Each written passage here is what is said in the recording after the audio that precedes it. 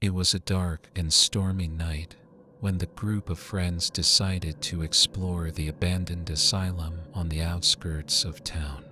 The old building had been closed down for years and was rumored to be haunted by the ghosts of former patients who had suffered at the hands of the cruel doctors and nurses.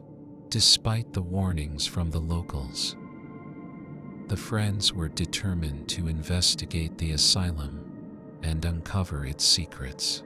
As they made their way through the overgrown garden and up to the front entrance, they could feel a sense of unease wash over them.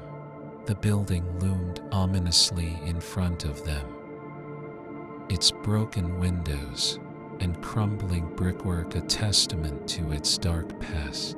Undeterred, they pushed open the creaky front door and stepped inside. The air was musty and damp, and the floorboards groaned beneath their feet. The group split up, each taking a different wing of the building to explore. As they made their way through the endless corridors and abandoned rooms, they began to hear strange noises, faint whispers, the sound of footsteps, and the rustling of fabric filled the air around them. At first, they dismissed the noises as their imagination, but as they grew louder and more persistent, they realized that something was not right.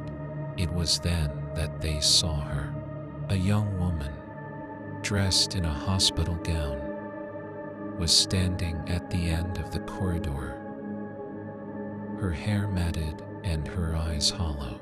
She beckoned to them, and without thinking, they followed her deeper into the asylum. As they descended into the bowels of the building, the air grew colder and the darkness thicker. The woman led them to a room at the end of the corridor, and as they entered, the doors slammed shut behind them, trapping them inside.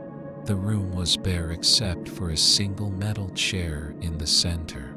As they looked around in confusion, the woman began to speak in a raspy whisper.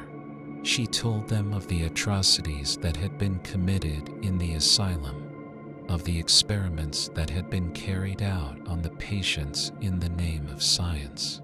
As she spoke, the room began to fill with a thick, black fog, and the temperature dropped to freezing.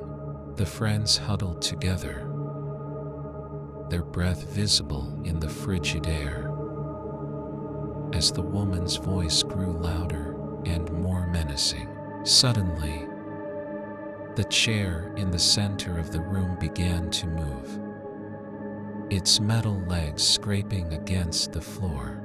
The friends screamed as the chair rose into the air, spinning wildly, as if possessed by some unseen force. The woman's voice grew louder still, and the friends could feel the room closing in around them. They tried to escape, pounding on the door and screaming for help, but it was no use.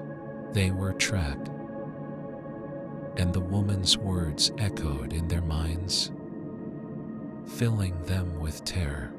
As the night wore on, the friends were tormented by visions of the asylum's past.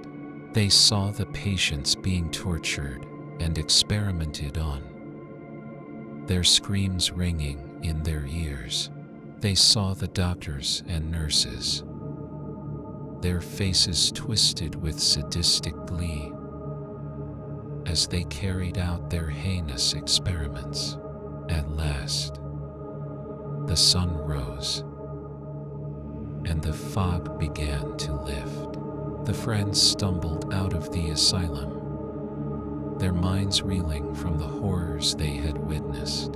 They knew that they would never be the same again. that the ghosts of the asylum would haunt them for the rest of their lives. And so, the haunted asylum remained, its secrets locked away, waiting for the next group of unsuspecting victims to stumble upon its dark and twisted past.